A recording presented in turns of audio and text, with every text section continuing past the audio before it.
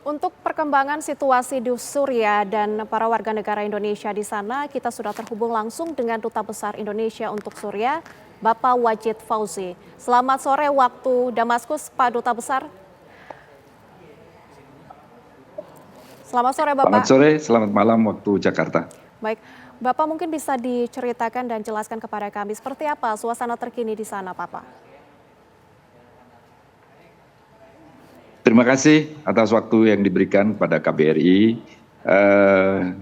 Suasana terkini bisa saya sampaikan bahwa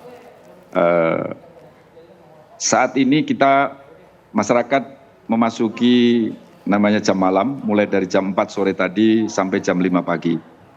Jadi sesungguhnya kalau dikatakan bagaimana situasinya, sekarang ini, detik ini relatif tenang.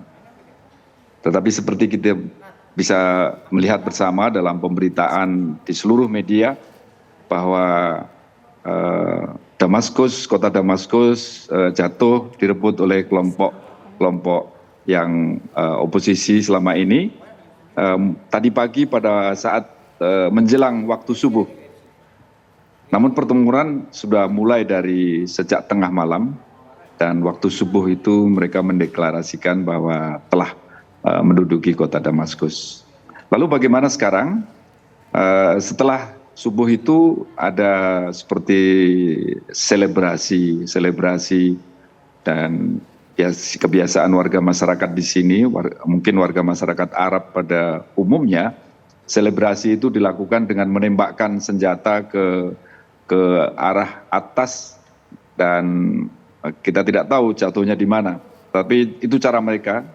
Sehingga dari sejak pagi hingga tadi jam 4 suara tembakan-tembakan itu selalu terdengar dan ada yang sangat dekat dengan KBRI, ada yang sangat dekat dengan Wisma Indonesia. Baik. Demikian untuk sesingkat gambaran singkat. Baik, Pak Wajid, ini kabarnya kan ada 9 daerah, 9 wilayah yang berbahaya itu. Bagaimana kondisi warga negara Indonesia yang berada di 9 wilayah tersebut, Bapak?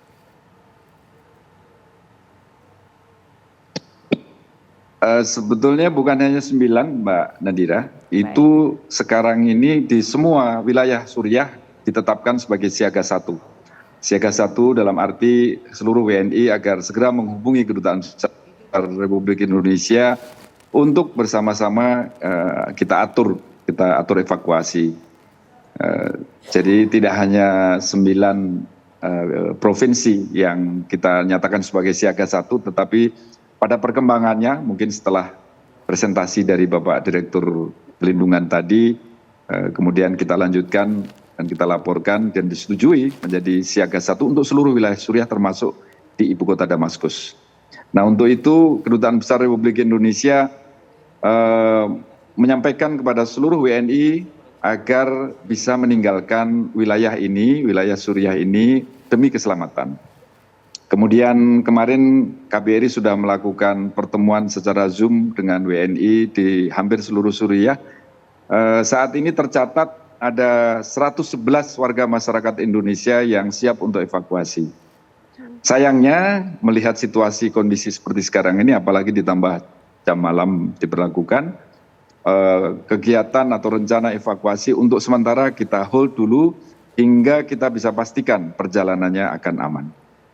Baik, Pak Wajid. Demikian Mbak Nadira. Ya, dengan melihat kondisi yang memang sangat berbahaya di sana, Bapak, bagaimana langkah-langkah ataupun proses evakuasi ini rencananya akan dilakukan dan berapa lama proses evakuasi ini baru mulai dilakukan, Bapak?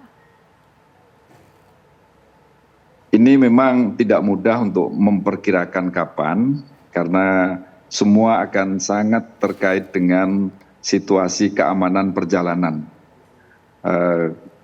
Kemarin saya sampaikan juga kepada para warga masyarakat semuanya, manakala perjalanan belum dimungkinkan, sebaiknya tetap tinggal di rumah masing-masing.